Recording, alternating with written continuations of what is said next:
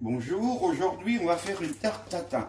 Alors pour ça, on aura besoin d'une pâte feuilletée. Vous pouvez l'acheter comme moi toute faite ou alors vous pouvez la faire.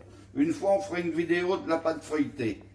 Des pommes, du beurre, 50 g de beurre, 100 g de sucre et un peu de cannelle. Alors pour commencer, on va faire le caramel au beurre. Alors on fait chauffer une casserole. Et on met le sucre et le beurre, tout dedans. Voilà. Et on attend à peu près 2-3 minutes que ça fasse du caramel. Voilà, au bout de 2 minutes, vous voyez, ça commence un petit peu à blondir. Alors, est-ce qu'on peut faire, pour que ça soit homogène, on peut prendre un fouet et puis donner 2 petits tours. Hein, mais autrement, ça se fait tout seul aussi. Ça accélère les choses, là. Donc, vous voyez, il faut bien attendre la bonne couleur et la bonne texture.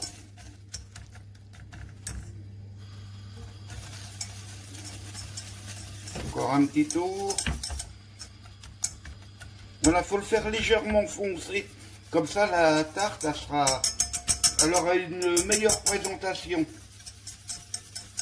Même, je dirais, un tout petit peu noircir, c'est mieux.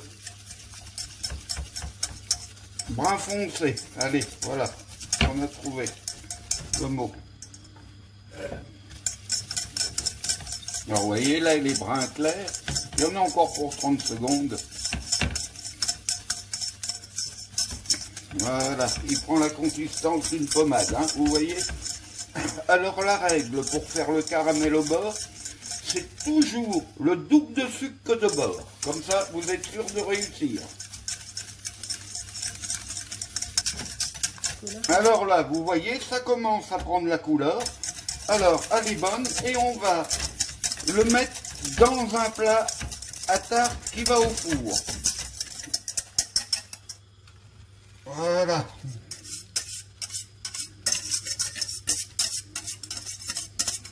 Voilà, on a garni notre plat. Et maintenant, on va passer aux pommes. Alors, on l'étale un peu partout.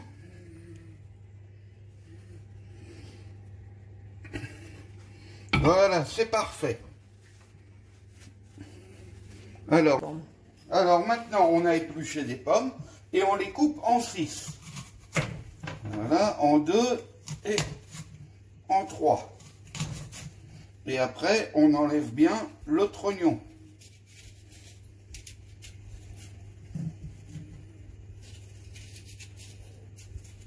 Moi, je le fais au couteau, mais ça existe des vides pommes aussi.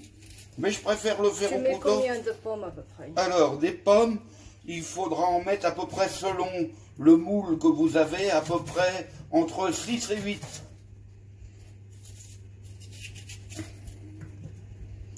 Pommes vertes, pommes rouges, sans voilà. importance. Pas d'importance. Même les golden, ça va aussi. Ça rend un peu plus d'eau. Et on les dispose, alors bien serrées, toutes les pommes. Bon, si vous en avez épluché un peu en trop, c'est pas grave, vous pouvez les manger. Comme toi, tu vas les manger tout à l'heure. Voilà, et bien serrées les pommes, toujours. Pour pas faire de trous. Voilà, là, comme ça. Comme ça, et on refait encore une couche par-dessus. Là.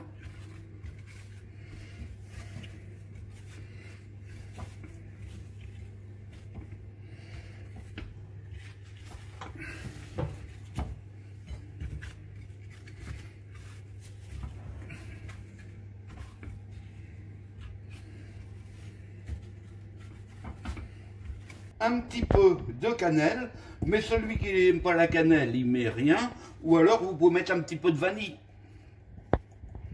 Voilà, ça se marie très bien avec les pommes, la cannelle. Et voilà. Et maintenant, on va mettre notre pâte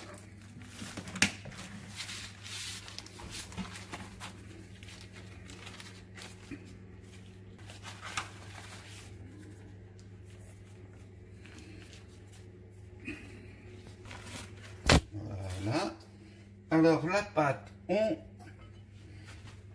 la met comme ça dessus et les bords, on les fait revenir comme ça dedans.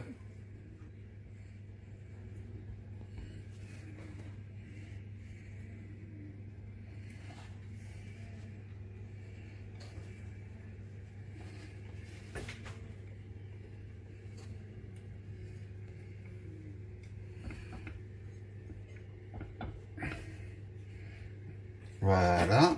Alors, et maintenant, on va piquer la pâte un petit peu.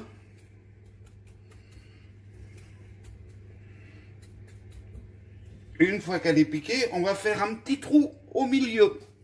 Surtout ça, il ne faut pas oublier. Voilà, comme ça. Pas plus.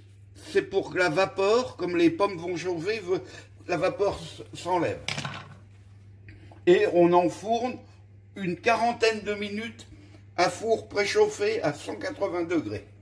Après 40 minutes de cuisson, voilà. Alors, on prend un plat, la dimension, on pose dessus et on va retourner pour démouler. Faire attention de ne pas se brûler parce que c'est chaud.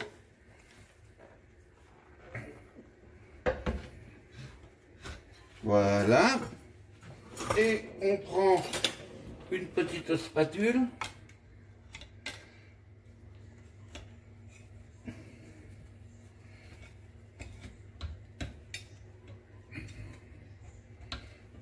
Et voilà le résultat de la tarte. Et on peut servir ça soit avec une boule de glace ou avec un petit peu de crème chantilly. Voilà, et bon appétit.